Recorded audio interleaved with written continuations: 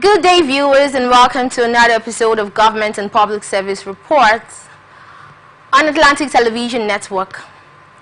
News, events, and stories abound in the state system. ATN's appetite for in-depth, unbiased, and factual reportage is a driving principle for this program in order to bring government activities to the doorstep of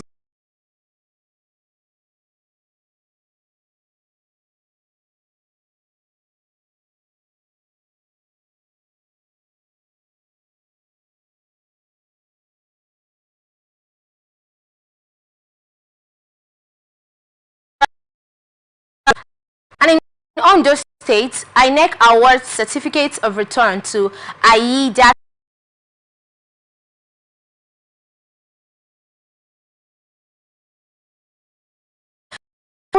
return. We go straight to the stories. Stay tuned.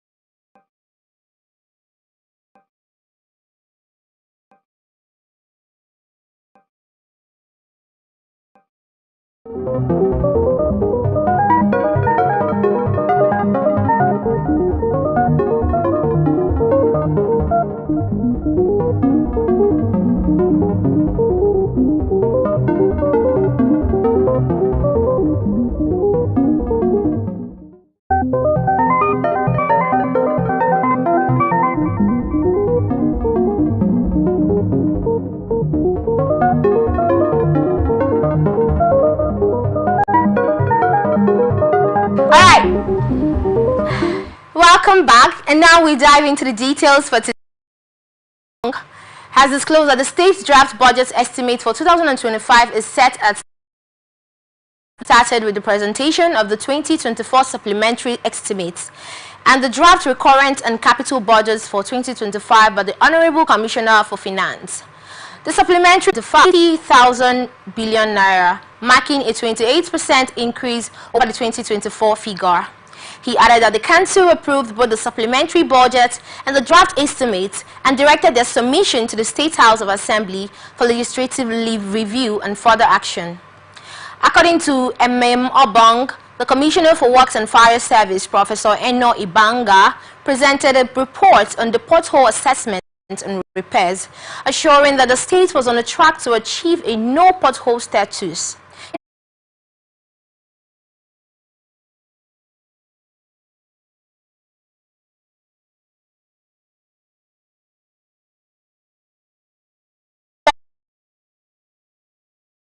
On to our next story. 2 persons were feared killed and some others injured when local securities and opened fire on them, thereby leading to gun duel. He said the commanders are aware of the shooting incident on Nobi Newi Road, but 7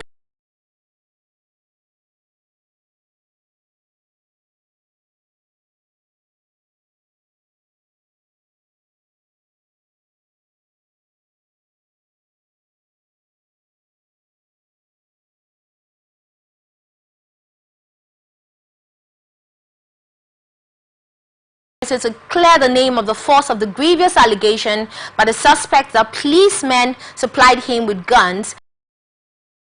The group alleged that after Alowole's arrest, the Osun State government was interfering in the political coloration in order to restore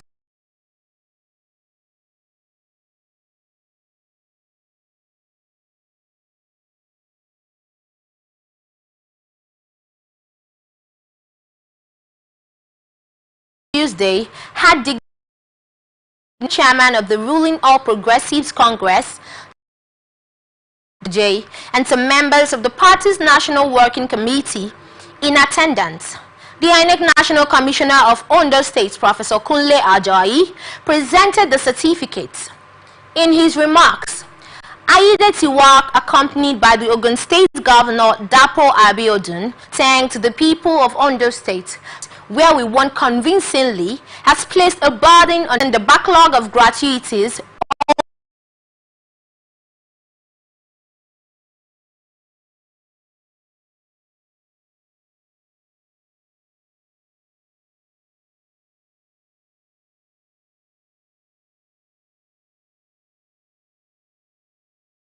to remind us that they represent not just physical structures, but the foundation of a vibrant and a state where governance is responsive, institutions are strong, and every citizen has no opportunity to thrive, Governor Yahaya stated. Moving on, in Sokoto State, recently, the chairman of Tangaza Local Council of Sokoto State, Isa Salihu Kalenjini, migrated from Libya, Mali, and the Niger Republic respectively, occupying the Sani forest that borders 5 council areas of the state. The report claimed the armed Rakurawa group orders youths 1 million naira for membership. The claim was bolstered by the deputy governor of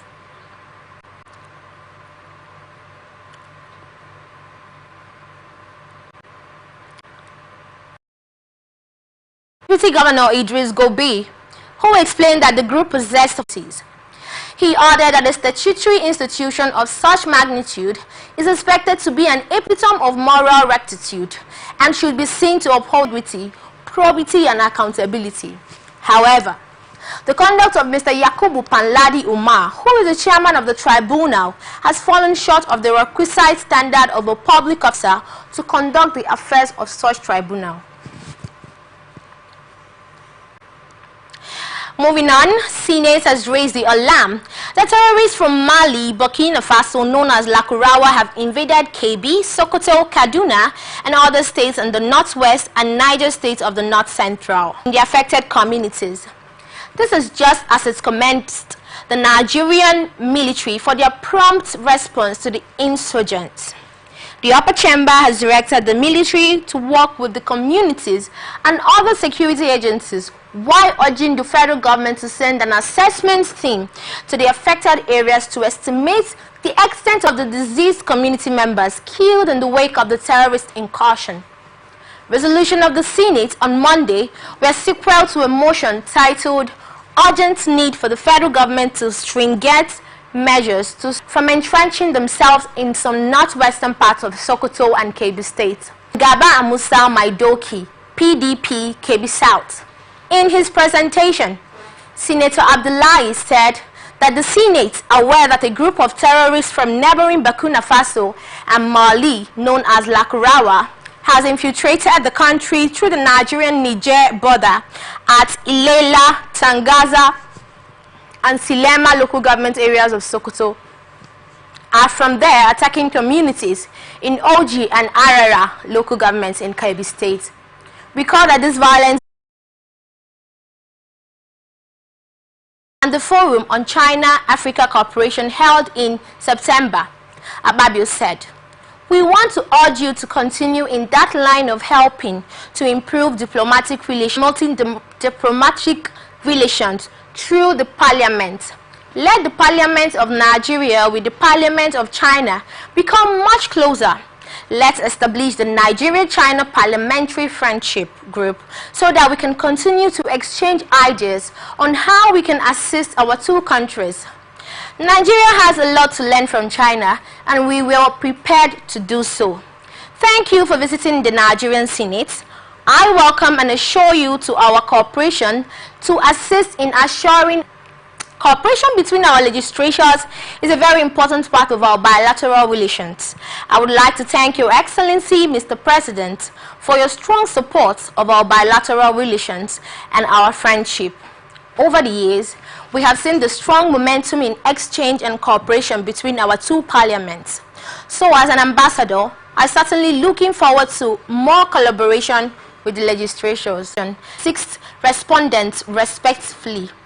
On behalf of Nigerians imprisoned in Ethiopia prison, the motion was brought pursuant to Order 2, Rule 1, 2, and 3 of the Fundamental Rights Enforcement Procedure Rules 2009, hereinafter referred to as the FREPR 2009, and Section 6, 34, 35, 4, 6, 36, and 46 of the NID.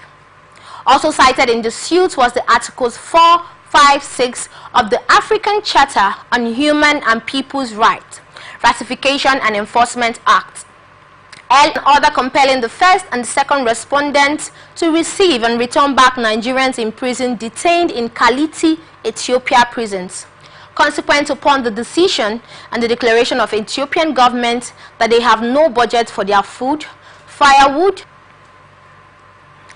Moving on, the National Coordinator of National Counter-Terrorism Group, Major General Laka, has reviewed how young girls are used in suicide missions and exploited as sex slaves by terrorist groups. Laka made the disclosure at the launch of a technical assistance project on promotion and support for the rights and needs of victims of terrorism through implementation of the model legislative provisions held at NCTC Auditorium.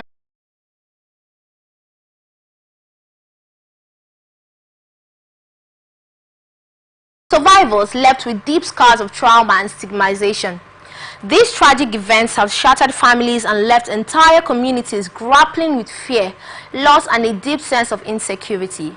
Beyond the immediate victims, the ripple effects are felt in the displacement of populations, the disruption of education, and the breakdown of social cohesion.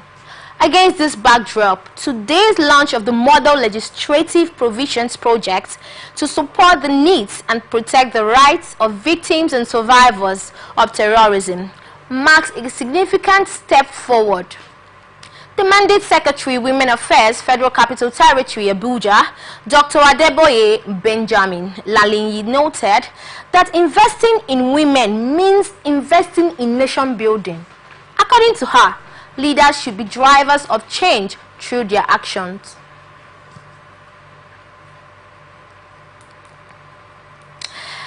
Moving on, the Medical and Dental Consultants Association of Nigeria on Wednesday said they embarked on nationwide strike because the federal government has refused to address their demands.